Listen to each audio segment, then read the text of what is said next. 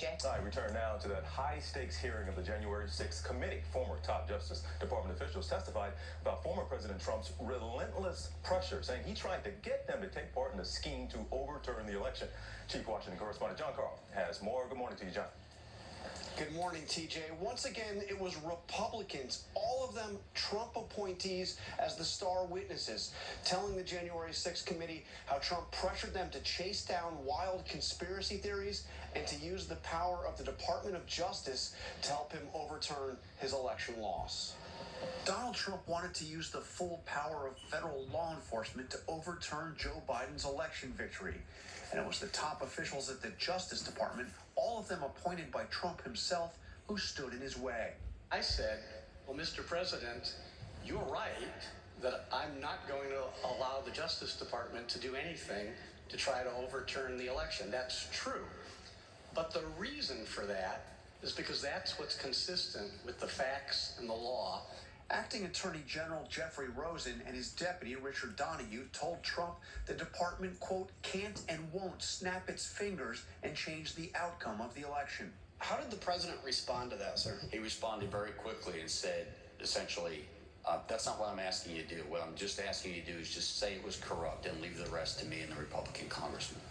Trump peppered the DOJ leadership with demands nearly every day. He wanted them to seize voting machines, to go to the Supreme Court to overturn the election, and to chase down wacky conspiracy theories. The Select Committee confirmed that a call was actually placed by Secretary Miller to the attaché in Italy to investigate the claim that Italian satellites were switching votes from Trump to Biden. This is one of the best examples of the lengths to which the President Trump would go to stay in power. DOJ investigated the claims anyway, finding none of them were true. As the president went through them, I went piece by piece to say, no, that's false. Days before the January 6th insurrection, Trump concocted a plan to install a new acting attorney general who would do what he was demanding, a guy named Jeffrey Clark, the lawyer in charge of the department's environmental division. Clark had drafted a letter he wanted the Justice Department to send to the state of Georgia and to other states Biden had won, urging state officials to reconsider their election results, saying DOJ had, quote, identified significant concerns that may have impacted the outcome of the election. It was so extreme to me, I had a hard time getting my head around it initially.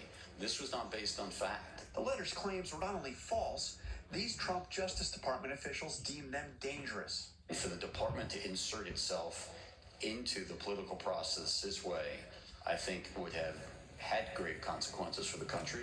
The effort came to a head in a January 3rd meeting in the Oval Office. The White House call log that day referred to Clark as the acting attorney general, a sign that Trump had already made up his mind. But Rosen, Donahue, and other top officials convinced Trump not to go through with his plan by threatening to resign en masse. Your entire department of leadership will walk out within hours. And I don't know what happens after that.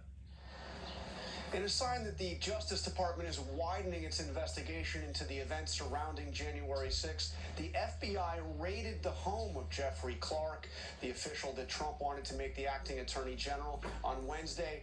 Cecilia, this is a clear indication that the Justice Department's investigation is now going beyond those who physically attacked the Capitol building on January 6th. Yeah, that could